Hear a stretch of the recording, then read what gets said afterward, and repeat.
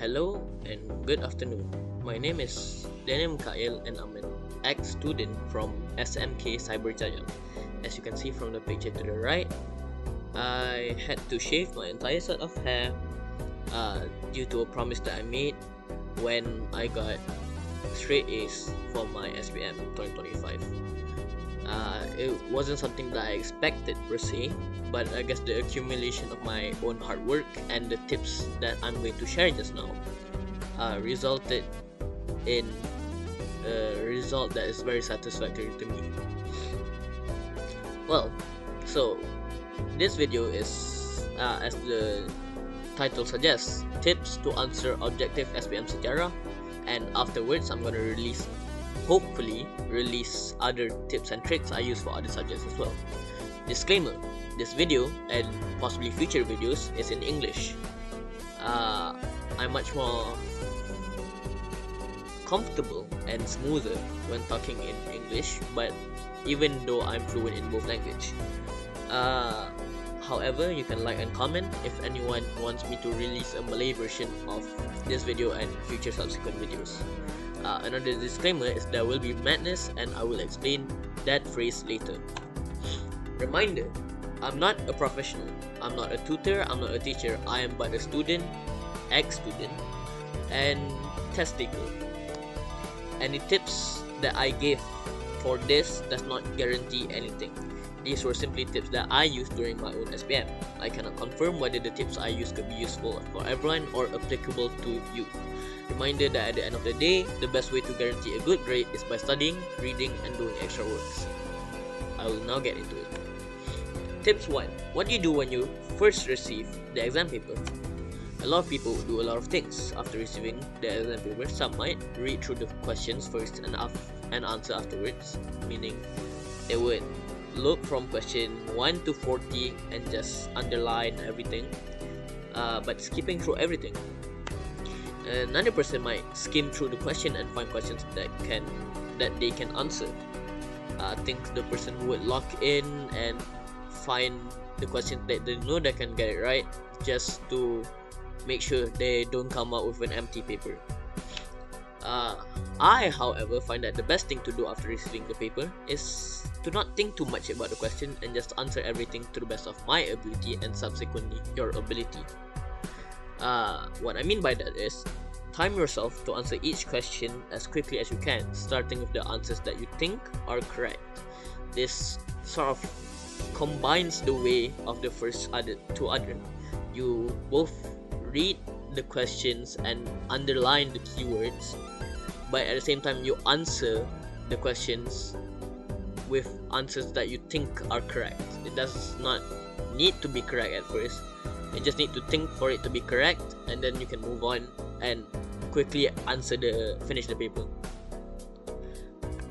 Now, how would that work? I mentioned just now you need to read the questions about 2 to 3 times. You need to also underline important keywords, which I will teach later, and then read through the options, and whichever options you think is correct, you circle it and then move on to the next question. Don't think back to the previous question and keep going forward until you finish the paper. If you did it correctly, you should finish answering in about 30 to 40 minutes. An estimate longest maybe 50 minutes. Basically, do the paper fast and make sure you underline the keywords and just circle it.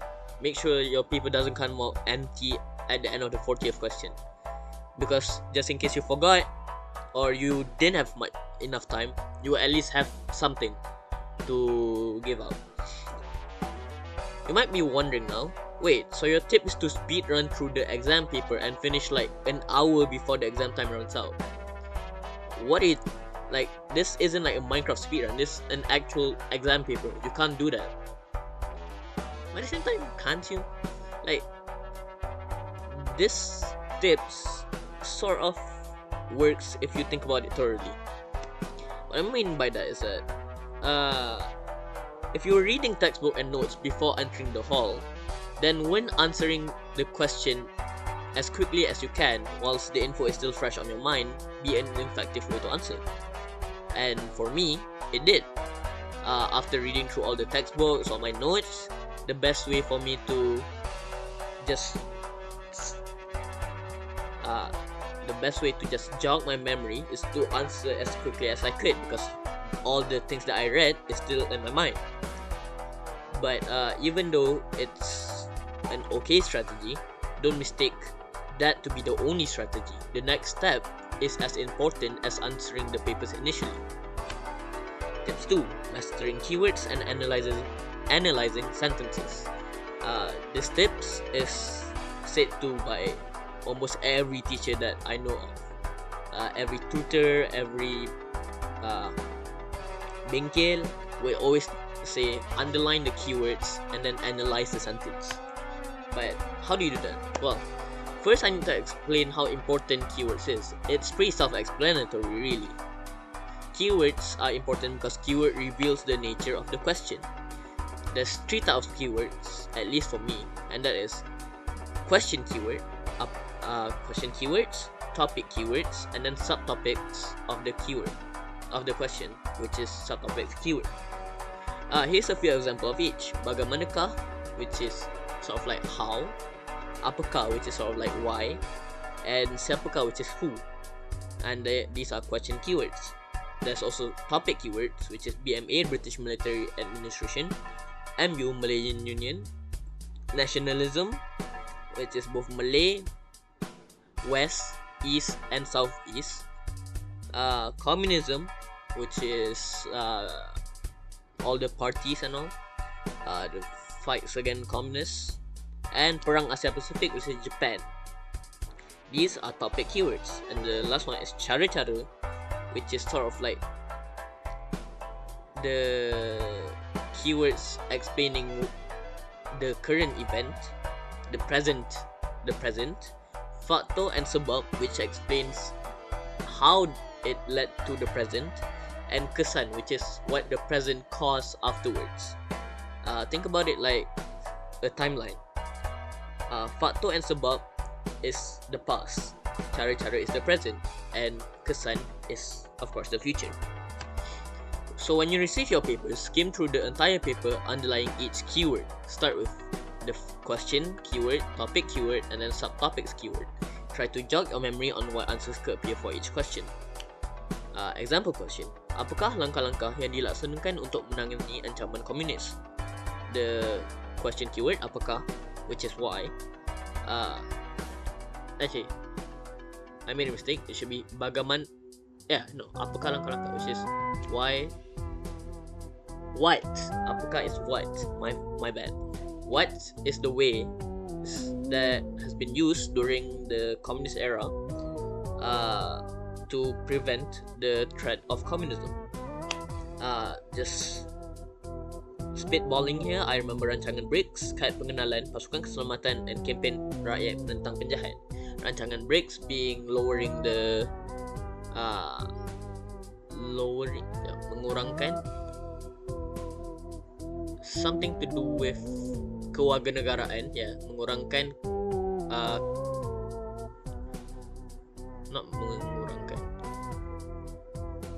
mengurangkan like I don't know how to word it, but it's mengurangkan kewarganegaraan yang ketat, something like that. Kad pengenalan, which gives an ID to whoever not associated with communism. Pasukan keselamatan is all about names. So you got the Sarawak Rangers and I think auxiliary police, something like that. And then Kempen Rakyat Menentang Penjahat, which is all the races joined together against the activity of communism. These are all just some things that I remember just from the keywords alone. And of course, it also requires me reading a lot of books to remember that. But remembering the keywords and the other ways associated with the keywords is very helpful. Now, tip 3, which is the most important tips by far: convincing and citing. Once you finish answering the paper in the first 30 to 50 minutes, maximum 50 minutes, at that point you should probably just start doing faster. You should never leave the halls early or spend your time idling. That part never leave the halls early is the most important part of the entire exam. A lot of people make that mistake. And trust me, no one who's gonna ace sejarah leaves the exam even like 10 minutes before it ends. No one does it. I assure you. Now what you need to do now is go back to the beginning of your paper and read through every question, specifically the keywords again. This time, however, I want you to do two things. Give reasoning and cite your sources for why your answers are correct or why the other options were incorrect based on the keywords underlined. Essentially, you need to convince yourself on why you are correct. Write as much relevant detail as you could on that paper on why your answer is correct. If you could cite sources like passages or names, then just write it down. As long as it adds confidence to why your answers might be correct, then just write it down. For example, I can give off the top of my head, imagine a question that asks, siapakah pemimpin negara Jerman pada Perang Dunia Kedua? Imagine if the A is like Winston Churchill, B is Joseph Stalin, C is Benito Mussolini, D is Adolf Hitler. Even though it's obvious that it's D, it's still better for you to convince yourself on why A, B, C is wrong. And that is A, Winston Churchill was the leader of Britain during World War II, so it's not A. B, cannot be B because Joseph Stalin was the leader of the USSR, so it cannot be B. And C, even though Benito Mussolini was an ally of Hitler, he was the leader of Italy, not Germany, so it cannot be C. So subsequently, the answer is D.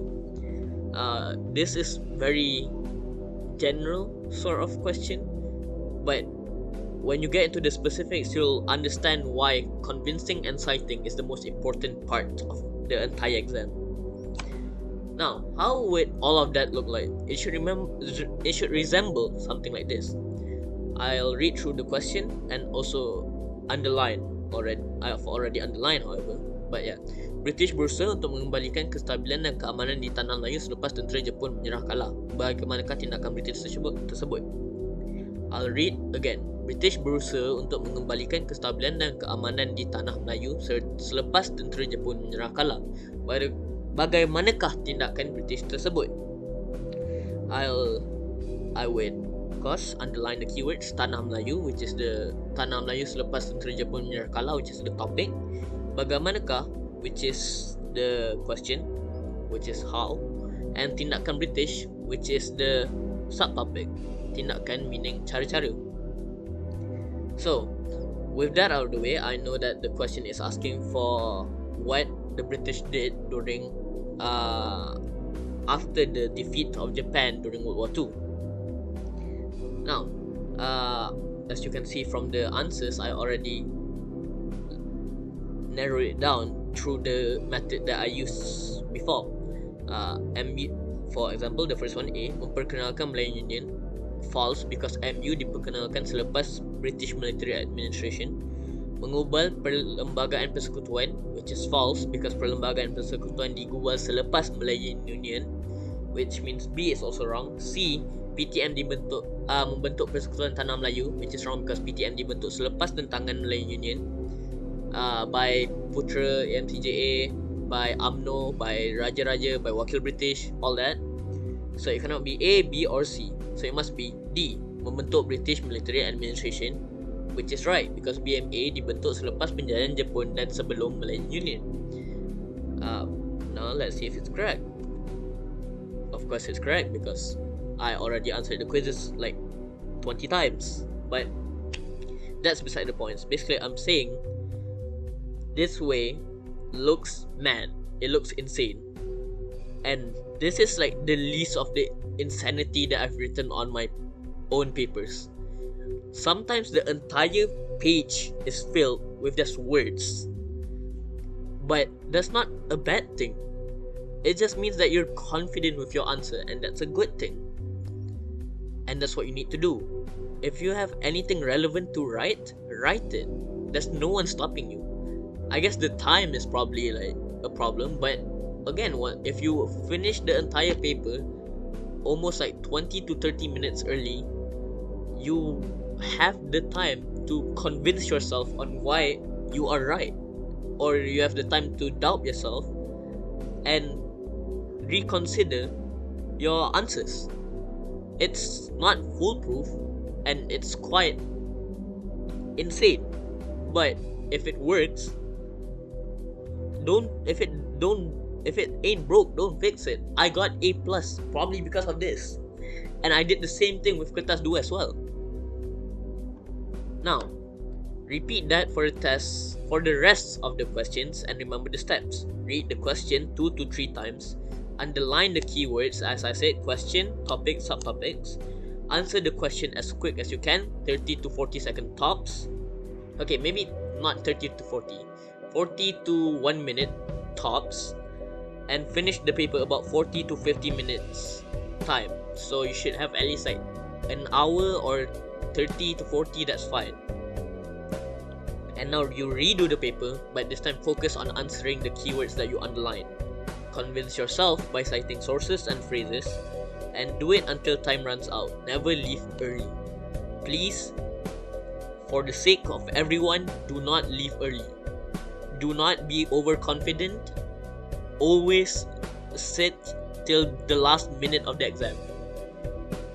Like, if possible, write your answers until the exam time runs out.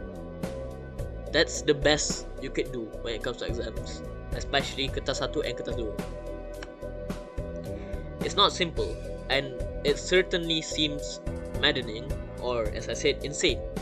You can even apply this to other subjects as well, as I did. I applied it for science, I applied it for business, sejarah, Reka Cipta, geography, other subjects I took, PI, BI, not for B, somewhat for BM, I guess, during the novel questions, and not maths, because you cannot do this for maths. But if I can give the most important advice, even after all of these tips, and that is to keep reading all the books. Read all the textbook, read all the notes that you write, do all the work that was given to you by teachers, all by tuitions and all that. Because these tips, like all of these tips, only work if you can remember. No matter how much you try, you won't remember the things you did not bother to read. So keep reading, and good luck for SPM. Yours truly, Daniel Kyle. This picture is me right after I got my result on that fateful day, and yeah, I was crying so badly because again, I didn't expect to be here. I didn't expect to get straight A's. I've never been an inherently a top student, but with hard work and with a little bit of luck, this could be you next. And as the quote says, let the tears flow, my friend, because you have sufficiently earned this one. If you can go to that fateful exam result day and you can cry being satisfied with your result, then you know that each and every single one of your work, each and every trials and tribulation was worth it in the end. Now, that's it for me. Thank you.